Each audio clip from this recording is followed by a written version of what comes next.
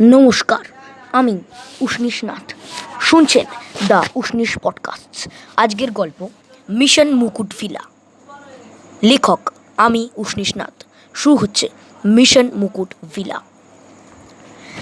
আমি হলাম কোড 0201, নাম রহিম দত্ত। আমি চাকরি করতাম ভারতের বিশেষ গোয়েন্দা বিভাগ রতে। আমার বয়স 59, রিটায়ার করেছি। এখন তো আর কাজ করতে পারি না, তাই সময় কাটানোর জন্য আমার জীবনে কিছু খাঁটি ভয়াবহ গল্প লিখে ছোটদের জন্য ছাপাতে দিই। আজ যেই গল্প লিখছি সেখানে আমার বয়স ছিল মাত্র 39 বছর। আমি অবশ্য বেশ কর্মঠ ছিলাম, যোগব্যায়ামও করেছিলাম অনেক। আর একটা জিনিস সঙ্গে ছিল, যেটা না থাকলে বোধহয় এই সময় বসে গল্প লিখতে পারা অসম্ভব হতো। হয়তোবা ইহলোকেই বিরাজমান হতাম না। জিনিসটা একটি আস্ত লোহার রিভলভার, যেটা আমার জীবন বাঁচিয়েছে অনেক পরিস্থিতি থেকে, বিশেষ করে এই ঘটনা থেকে। যাক, আজ যে গল্প লিখছি সেটা শুরু হয় নীলামপুরের একটি মুকুট ভিলা নামক বাড়িতে নিরুদ্দেশের কেস নিয়ে। স্বাভাবিকভাবেই ডাক পড়ে আমার। আর ভালো লাগে না, সবে একটা ছুটি নেব ভাবছিলাম, অমনি আরেকটি কেস এসে জুটল। উফ! টেলিফোনে আনন্দ রায় নামক এক ভদ্রলোক জানিয়েছিলেন ঘটনাটা কাল রাতে। প্রথমেই বলেছিলেন, হ্যালো, আমি আনন্দ রায়। আমি কি র ডিটেকটিভ বিভাগের অফিসারের সাথে কথা বলছি?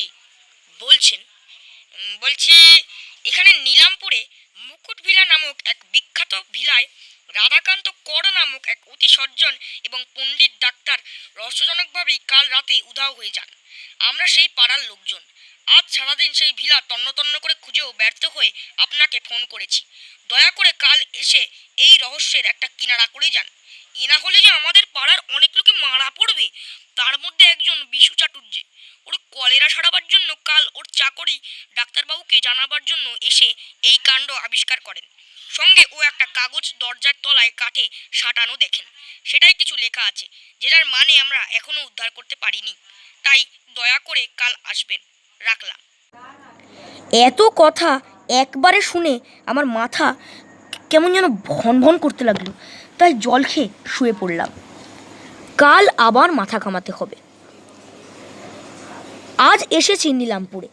ভালো করে ডাক্তারের ঘরটা দেখে বুঝলাম এখানে কিছুই হয়নি। ধারণাটা বোধহয় ভুল ছিল, সেটা পরে জেনেছিলাম। যাই হোক, সেই চিরকুটের কথা যেটা কাল রাতে আনন্দবাবু বলেছিলেন, সেটাই লেখা আছে, কেবু বান্ত কাধারা রাম আ টপালো ছিরেক। প্রথমত এটাকে আমি উল্টে দেখলাম, সফলও হলাম। ওটাকে উল্টে দাঁড়ায় রাধাকান্তবাবুকে আমরা লোপাট করেছি। এ থেকে পরিষ্কার বোঝা যাচ্ছে রাধাকান্তবাবু কিডন্যাপড। তক্ষুনি বাড়ির পেছন দিকে গিয়ে আমাদের একটি যন্ত্র দিয়ে দেখলাম মাটিতে কাউকে হেঁচড়ে নিয়ে যাওয়ার ছাপ এবং সামনে কয়েক জোড়া পায়ের ছাপ ঘুরে মুছে গেছে একটা জিপের চাকার দাগের পাশে। বুঝলাম কিছু লোক ডাক্তারকে হেঁচড়ে নিয়ে তুলেছে জিপে, এবং আমাদের পরবর্তী কাজ জিপের চাকার ছাপ ফলো করা। ঘণ্টাদের পরে আমরা নীলামপুর ছাড়িয়ে চলে এলাম আনন্দগ্রামে। সেখান থেকে আরও কিছু দূর গিয়ে অবশেষে একটা মস্ত বড় পুরো বাড়ির গ্যারেজের সামনে এসে থমকে গেলাম। চাকার ছাপ ঢুকে গিয়েছে গ্যারেজের শাটারের ভেতরে। বাড়ির গেটের দিকে আবার সেই পায়ের ছাপ এবং হ্যাঁচড়ানোর দাগ। বুঝতে অসুবিধা হলো না যে ওরা রাধাকান্তবাবুকে বাড়ির ভিতরে নিয়ে গেছে এবং আর ফেরেনি, কারণ ফেরার পায়ের ছাপ দেখা গেল না। আমরা অতি সন্তর্পণে একটা জানলার আধখোলা পাল্লা দেখে বাড়ির পাইপে সেই জানলার কার্নিশে ঝুলে ভেতরে দেখলাম একটা টিমটিমে বাতি জ্বলছে। তার তলায় কিছু লোক দাঁড়িয়ে আছে। তার মধ্যে স্পষ্ট চিনলাম দুজনকে। এক ডাক্তার, যার মুখ হাত পা টাইট নাইলনের দড়ি দিয়ে বাঁধা। দুই আমাদের মোস্ট ওয়ান্টেড কুখ্যাত ডাকাত চন্দ্রশেখর, যার হাতের একটা চকচকের ছোড়া তাক করে আছে ডাক্তারের দিকে। তার মুখ দিয়ে কিছু কথা বেরোচ্ছে, যা হলো, তাড়াতাড়ি বল, কোথায় তোর সোনার বিস্কুটগুলি লুকানো আছে, তাড়াতাড়ি বল। এ থেকে বোঝা গেল যে ডাকাতরা কোনো ক্রমে সোনার বিস্কুট এই জিনিসটি খুঁজে পেয়েছে এবং বার করতে পেরেছে যে এটা ডাক্তারের কাছে আছে। ডাক্তার বারে বারে করে যাচ্ছেন, তার কোনো কথাই শোনা যাচ্ছে না। আমরা আর দেরি না করে জানলা ভেঙে ঢুকে পড়লাম ভেতরে এবং ঘন্টা দেড়েকের জন্য একটা তুমুল যুদ্ধ শুরু হয়ে গেল এবং তারপরে আমরা জিতলাম, ওরাই পরাজিত হলো। শেষ পর্যন্ত বেঁচে ছিল চন্দ্রশেখর। আমার বন্দুকের শেষ গুলিতেই ও মারা পড়ল। বললাম না, এই বন্দুক আমার চিরসঙ্গী, এ না থাকলে আমি বাঁচতাম না। যাই হোক, এ আর বলে লাভ নেই। সবশেষে ঘটনাটা পুরো পরিষ্কার হয়ে গেল।